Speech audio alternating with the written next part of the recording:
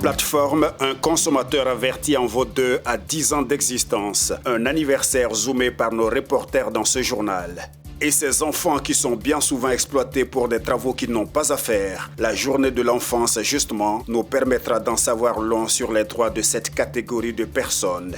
Et puis, aujourd'hui, vendredi, nous avons rendez-vous avec notre rubrique « J'ai testé pour vous » qui nous conduira dans l'univers d'une brigade au service de nos écoliers. Voilà pour les titres de cette édition. Bonsoir à tous et bienvenue à cette nouvelle édition du journal télévisé sur la chaîne panafricaine des consommateurs. À l'entame de cette édition, la plateforme « Un consommateur averti en vaut 2 ». Cette structure a déjà 10 ans d'existence, une plateforme de libre expression et de partage d'expériences. Notre reporter Denis Kouman a fait un zoom sur l'événement. Regardons. La plateforme Un consommateur averti en vaut 2 fête ses 10 ans d'existence. Partage d'expériences, plaintes, recommandations sont autant de contenus qu'il est possible d'y trouver. La plateforme réunit différents acteurs sociaux et compte des milliers d'abonnés. À l'occasion de son anniversaire, plusieurs entités dont les consommateurs, les pouvoirs publics et les entreprises sont réunis. Nous sommes heureux de célébrer 10 ans d'existence de la plateforme Un consommateur averti en vaut 2. Donc, qui est un groupe d'expression et de partage d'expériences entre consommateurs qui résident sur le territoire de la Côte d'Ivoire. Une plateforme qui n'est pas une association classique de consommateurs au sens que nous avons l'habitude de voir. Le parcours est très satisfaisant parce qu'en 10 ans d'existence, nous comptons aujourd'hui à peu près 340 000 membres qui sont assez actifs. Et chemin faisant, les entreprises ont pu se rendre compte en fait, de la portée de nos différents partages d'expériences. 10 ans et la marche n'est pas prête à s'arrêter. Quoi de plus normal donc qu'en ce jour, l'on jette les bases de futures perspectives. La perspective immédiate qui vient, c'est de pouvoir éventuellement formaliser en une association de consommateurs reconnus avec une existence légale. J'invite tous ceux qui s'intéressent à justement la cause de la consommation, qui sont sensibles à la qualité de service dans notre pays, à se joindre à nous pour ces 10 ans de festivités. Donc soyez nombreux à nous rejoindre. C'est ensemble que nous ferons bouger les lignes et nous ferons avancer les choses pour le consommateur ivoirien. Les consommateurs n'ont pas voulu rester en marge de cette célébration. Je souhaite un joyeux anniversaire au groupe Un consommateur averti en vaut 2. Je souhaite que ce groupe outrepassera les 50 ans, 100 ans, parce que nous, les consommateurs, nous avons vraiment besoin de ce genre de groupe. Plusieurs associations et plateformes de consommateurs existent sur la toile ivoirienne. Leur mission est de former et d'informer les consommateurs sur leurs droits et devoirs, tout en défendant leurs droits si ceux-ci sont lésés. Les discours de haine ont augmenté de 41% rien qu'en une semaine sur Facebook. Un fait ahurissant pour parler société. Injures, diffamations, menaces et incitations au meurtre ou à la révolte constituent le menu de cet espace sur la toile. Cet état des faits est un rapport de l'Observatoire des discours de haine sur la période du 4 au 10 novembre 2021. Restons en société pour parler de la révision de la liste électorale en 2022. L'annonce a été faite hier jeudi au siège de la Commission électorale indépendante à Abidjan-Cocody. Rappelons que déjà le 31 juillet 2021, la CEI avait clôturé par les élections sénatoriales partielles le cycle des élections générales, un cycle qui avait démarré avec la révision de la liste électorale en mars 2020. La CEI a initié, faut-il le préciser, des séminaires bilans au cours desquels elle a pu se rendre compte des progrès réalisés au fil des années, mais aussi des limites de ses actions. Et si on parlait de ces enfants qui sont bien souvent forcés à faire des tâches et des travaux qui ne sont pas de leur ressort? À l'occasion justement de la prochaine journée internationale des droits de l'enfant, Eva Royal s'est penchée sur la question. Regardons. Le 20 novembre, c'est la journée internationale de l'enfant. Cette journée est célébrée afin de promouvoir le respect et le droit des enfants. Comme partout dans le monde, le travail infantile demeure le principal obstacle à l'éducation des mineurs. Chaque enfant a le droit d'avoir une identité, c'est-à-dire un nom, une nationalité. Il a également le droit d'être soigné, protégé des maladies, d'avoir une alimentation suffisante et équilibrée, le droit d'aller à l'école, le droit d'être protégé de la violence, de la maltraitance et de toute forme d'abus et d'exploitation. Dans la plupart des cas, le travail des enfants est dû à notamment la pauvreté qui oblige les parents à envoyer leurs enfants travailler pour subvenir aux besoins de la famille. L'absence des certificats de naissance des enfants qui ne peuvent ainsi prouver leur identité et leur âge face à une situation d'exploitation illégale. Les crises humanitaires liées à une catastrophe naturelle ou un conflit qui exacerbe la vulnérabilité des enfants et la transgression des législations en vigueur. Il est à noter que les répercussions du travail sur un enfant, et en particulier les filles, sont graves et impactent plusieurs domaines. Les domaines éducatifs, la santé, le développement, entre autres. Et certaines actions doivent être menées pour lutter efficacement contre le travail des enfants. Il faudra sensibiliser et informer les familles sur les conséquences néfastes du travail pour leurs enfants. Les enfants eux-mêmes doivent être sensibilisés sur leurs droits. En vue d'aider les familles à subvenir aux besoins de leurs enfants, des systèmes d'épargne et de crédit devront être mis en place pour les aider à développer leurs activités afin d'augmenter leurs revenus. Des employeurs devront être instruits sur les lois de travail existantes afin qu'ils adoptent des bonnes pratiques et refusent l'emploi des enfants dans leurs entreprises. Un tout autre sujet à présent, la 4e édition du Salon de l'épargne, de l'investissement et du patrimoine s'est ouverte hier jeudi au Sofitel Ivoire autour de plusieurs thématiques. Il va s'agir pour les participants d'apprendre auprès des professionnels du monde de la finance de l'espace UEMOA le fondamental de l'épargne, les investissements dans l'immobilier, les besoins de financement et la recherche de financement des entrepreneurs.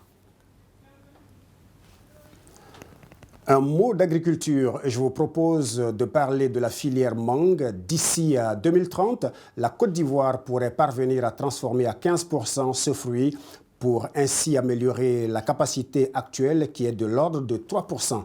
Et c'est le président de l'interprofession de la mangue, M. Pascal Nambélé-Siné-Siloué, qui en a donné l'information mercredi dernier. La structure travaille à accroître la productivité et à améliorer la qualité de la mangue, dont la production, selon Nambélé-Siné toujours, est estimée à plus de 180 000 tonnes par an. Découvrir, entre autres, le musée des évangélisations à travers un programme radiodiffusé. Voilà l'un des points clés du Festi-Éclat organisé du 13 au 15 novembre dernier par Radio Espoir, la radio communautaire catholique du diocèse de Grand Bassam. Nancy Toubon. Deuxième édition du Festi-Éclat. Cette année, l'accent est mis sur le musée des évangélisations en Côte d'Ivoire. Festivaliers et exposants se disent ravis de participer à l'événement organisé par Radio Espoir à l'occasion de ses 30 ans d'existence. Festi-Éclat a pour objectif de permettre aux fidèles catholiques de connaître un peu plus sur leur histoire et d'aller à la rencontre de plusieurs cultures. C'est quoi le Festi-Éclat? Festi-Éclat, c'est un festival, je le disais tantôt, qui regroupe ou qui renferme un musée, une exposition, un espace gastronomique, un marché religieux, donc une exposition et un concert permanent. Les festivités sont un moment inoubliable pour les organisateurs. De représenter le musée que nous avions déjà conçu, qui récapitule un peu vraiment l'histoire de l'évangélisation de la Côte d'Ivoire, avec tous les acteurs vraiment qui se sont succédés, les missionnaires d'abord, le clergé local ensuite, et puis surtout l'église d'aujourd'hui, mais en même temps, amener les fidèles chrétiens à redécouvrir vraiment l'histoire de leur foi, de la foi chrétienne et de leur église, l'église catholique. Pour rappel, la Festi-Éclat 2021 en est à sa deuxième édition. Rendez-vous est donc pris l'année prochaine à la même période pour de nouveaux challenges. Allons à environ 1100 km de chez nous pour dire que la rue Grogne à Ouagadougou, la capitale burkinabé. Cette grogne fait suite à l'attaque d'un poste de gendarmerie d'Inata dans le nord du pays. Une attaque qui a fait 53 morts, dont 49 soldats. La classe politique réagit au dysfonctionnement ainsi constaté au sein des forces armées en lutte contre le terrorisme. Et à cela, il faudra ajouter la corruption. Et le chef de l'État, Roch Kaboré, est pointé du doigt. Signalons également que les manifestations hostiles au régime se sont étendues de la capitale à plusieurs autres villes. Retour chez nous pour parler de la rubrique de tous les vendredis « J'ai testé pour vous ». Les enfants, on le sait, sont imprévisibles sur la route et leur inexpérience leur porte parfois préjudice. Une brigade, heureusement, à leur côté, dont je vous propose de parler en profondeur avec Christian Gokra. Garde à vous! Et pour monsieur. Assurer la sécurité des écoliers dans des établissements en bordure des routes, lutter contre toute forme de violence faite aux enfants et veiller à calmer les perturbations en milieu scolaire. C'est le but que se sont assignés des jeunes bénévoles depuis quelques mois. Une brigade scolaire née de l'association piétonnière des élèves de Côte d'Ivoire. La brigade scolaire, c'est la brigade qui a été créée pour assurer la sécurité des enfants sur les routes. Parce que dans ces 10 dernières années, il y a trop d'accidents sur les routes. Selon même un rapport de l'OMS, il y a plus de 186 000 enfants qui décèdent sur nos routes. Des enfants qui vont à l'école. Donc c'est pourquoi on a créé cette brigade scolaire pour pouvoir atténuer un peu ces accidents. Au départ même, c'était une association ASPECI, association Action pour la sécurité piétonnière des élèves. Et c'est au sein de cette association est née la brigade scolaire. Les étapes de recrutement et de formation des candidats de la brigade scolaire sont cruciales afin d'assurer la sécurité des enfants sur le chemin de l'école. Mais pour demeurer efficace et motivée, l'équipe de brigadiers requiert aussi un suivi constant. Les critères de recrutement, c'est d'abord avoir le BPC. Alors, le niveau 3e, avoir le BPC. Et ensuite, avoir une bonne diction. Et avoir au moins, pour les filles, de la taille d'1m60 et pour les garçons, 1m65. Et la formation est assez simple. Nous inculquons la discipline militaire. Donc elle a un caractère militaire. La discipline militaire, c'est pour permettre à nos éléments d'avoir un comportement noble, un comportement digne et avec la discipline sur le terrain. Afin de faciliter le travail de ces brigadiers scolaires en lien avec l'éducation nationale, l'association bénéficie d'une autorisation. Un guide d'organisation d'une brigade scolaire, une réglementation touchant le quotidien des brigadiers scolaires. Nos collaborations avec les écoles, nous, on va déjà, il y a une direction qu'on appelle la direction de la vie scolaire au sein du ministère de l'Éducation. Maintenant, cette direction nous donne une autorisation avec les DREN. Maintenant, pas des DREN, maintenant les DREN nous donnent le nom des écoles. En fonction de ça, on voit le directeur d'école ou bien le fondateur d'école, que ce soit l'école privée, école publique ou semi-privée. Nous, on travaille pour tout le monde, puisque c'est du volontariat public que nous faisons.